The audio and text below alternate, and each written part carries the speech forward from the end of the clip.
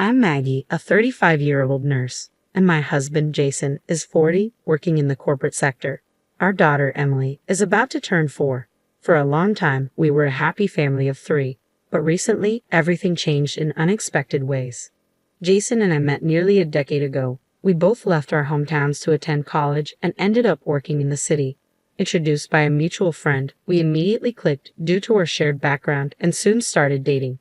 As our relationship deepened, we began discussing our future, including our desire to return to our hometown one day.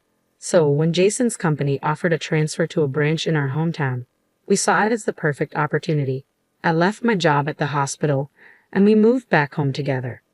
We settled into our new house, conveniently located within a 30-minute drive from both our workplaces and Jason's parents' home, while my parents lived just under an hour away. Thankfully, I quickly found a new nursing position, allowing me to continue my career and maintain a busy yet fulfilling routine. After getting married, we faced challenges with starting a family and felt the weight of expectations and anxiety from those around us. Despite this, our relationship remained strong and steady. Then, after 3 years, we were finally blessed with a child. When Emily was born, Jason was overwhelmed with emotion, tears streaming down his face as he said, "Maggie, thank you so much. You've done an incredible job. Our life is going to be so much more vibrant now. No more loneliness." We had relocated from our college town to begin our new life here, and Jason may have felt more isolated than I did. This place isn't his hometown. He was actually born and raised in a neighboring state. His parents had moved here after he started college, so his childhood home is over 3 hours away, a distance that makes casual visits with old friends difficult. Moreover, Jason had to give up his soccer hobby because he couldn't find any teammates here. I understood the stress and loneliness he might be feeling, but I'm not sure if I was attentive enough. I was juggling most of the housework and working hard as a nurse, even during my pregnancy, leaving me with little spare time. Consequently, we rarely had moments to spend together as a couple. When we discussed our future, I realized that my well-intentioned efforts to ease his burden by taking on all the housework had backfired. Jason wanted us to share these responsibilities, but I had been refusing his offers to help, thinking it would be a burden to him. Reflecting on it now, it seems silly to have viewed it as a trouble. Jason is a social person, and by declining to help with chores, I unintentionally hindered his chances of making friends. To address this, I spoke with my boss about being exempt from night shifts for a while so we could spend more time together. I was prepared to change jobs if necessary, but my request was granted without much resistance. In our rural area, it's expected for women to handle housework and childcare, so mothers with young children are typically not required to work night shifts. Though I'm frustrated by these outdated norms, I try not to let it affect me too much. Jason faced teasing for being a modern dad just for taking Emily to her checkups and vaccinations, but we chose to ignore it. As Emily grew and began reaching new milestones, we celebrated each development together. 4 years passed in what felt like the blink of an eye. However, recently, I've become increasingly concerned. Jason's behavior has grown strange and distant. When I try to talk to him, he either ignores me or responds with short, disinterested answers. His enthusiasm for spending time with Emily has waned as well. He's been taking her to his parents' house more frequently and has stopped playing with her outside near our home. At first, I thought it was just my imagination, but the situation has only worsened. Jason has ceased doing any housework or helping with childcare and has been isolating himself in his room. He's been coming home late during the week and going out aimlessly on weekends. Emily has also become more reserved with him. I'm deeply concerned about the impact this is having on our daughter, but Jason seems unwilling to discuss what's going on. What should I do? This situation is not healthy for Emily, and I'm at a loss for how to address it.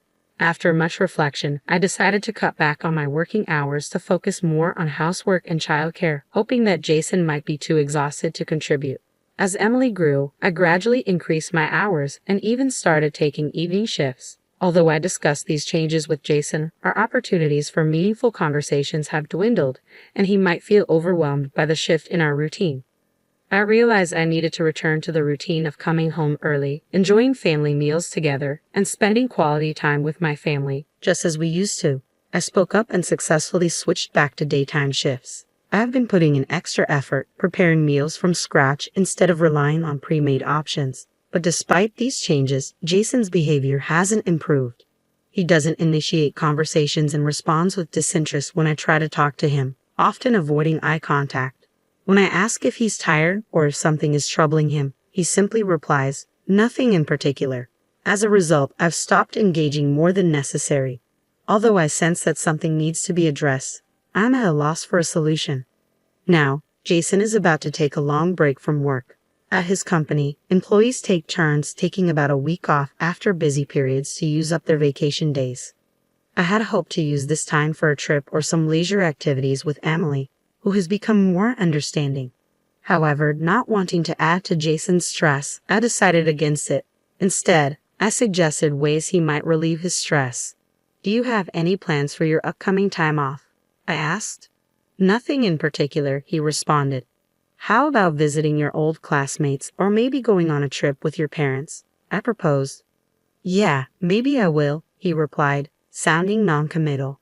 On the day Jason was supposed to leave, he departed without a word. He returned a week later, and though I had no idea where he had been or who he had been with, his expression seemed somewhat lighter, which was a small relief. Since then, he has been spending more nights away, leaving on Friday nights and not returning until Monday, heading straight to work from wherever he goes. I still don't know what he's up to or where he is. He might be reconnecting with old friends or exploring a new hobby. Our conversations remain sparse, but since he doesn't appear to be in a bad mood, I'm choosing to observe rather than confront. Not long after, I fell ill and went in for a checkup at the hospital. At work, my blood test results came back concerning, leading to further testing, which revealed a malignant tumor. I felt a strange sense of relief that it was caught early due to a routine check. The doctors believe it can be removed with endoscopic surgery, but I was still deeply disheartened. When I told Jason about the diagnosis and the upcoming surgery and hospitalization, he barely glanced up from his phone and simply said, "I see." His indifferent reaction left me at a loss for words. I managed the housework and packed my belongings for the hospital up until the day before my admission. Meanwhile, Jason took Emily and went back to his parents' house, saying he would be working from there and wouldn't be home for a while. In fact, Jason brought up divorce just yesterday. He argued that it's not just about the surgery to remove the tumor, but also the ongoing treatment that would follow. He said the burden on me, Emily, and my parents is too much and suggested we end this burden. His words struck me deeply, and I was too exhausted to argue. After my discharge, I contacted my in-laws, and they pressured me to finalize the divorce. They told me, "We'll take Emily, just pay child support. Please expedite the divorce. Jason is sending the divorce papers and instructed me to sign them as soon as they arrive." I had hoped Jason would bring Emily back, but they have refused to send her home. I'm unsure if Jason is even at his parents' house, as he won't answer the phone. I was going about the housework in a daze, but something felt distinctly wrong. The mess was overwhelming, even for an empty house. Had Jason come back? As I cleaned his room, I stumbled upon a disturbing discovery: women's loungewear. My worst fears were confirmed. With trembling hands, I retrieved the brown envelope I had hidden in storage, the one containing the report from the private investigator I hired when I first suspected something was wrong. I had received the report a few days earlier but had been too afraid to look. Now, as I examined its contents, the results were even worse than I had imagined. The most devastating revelation was that Jason had been bringing his affair partner into our home. Feeling a mix of disgust and determination despite having just had surgery, I cleaned the entire house thoroughly. Eventually, I returned to work and was assigned to outpatient care, which was less physically demanding. Then one day, a significant incident occurred. Jason was involved in a traffic accident and was brought to the hospital where I worked. His affair partner was also in the ambulance with him.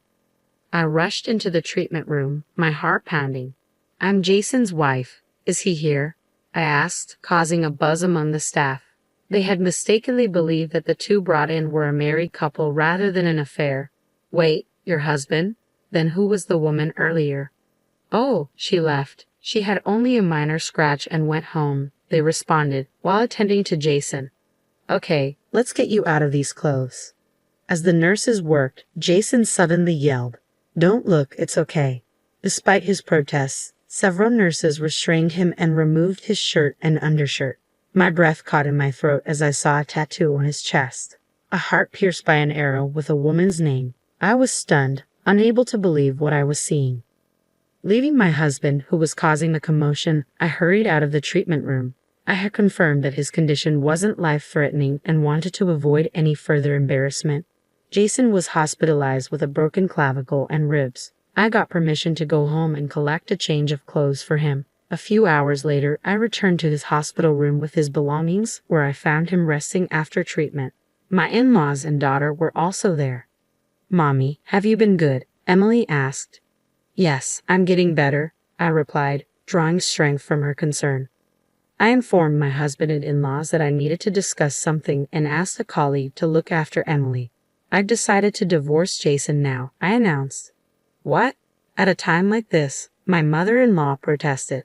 "It's better to address it sooner rather than later. I'll handle Emily," I said firmly. "What? Don't be ridiculous.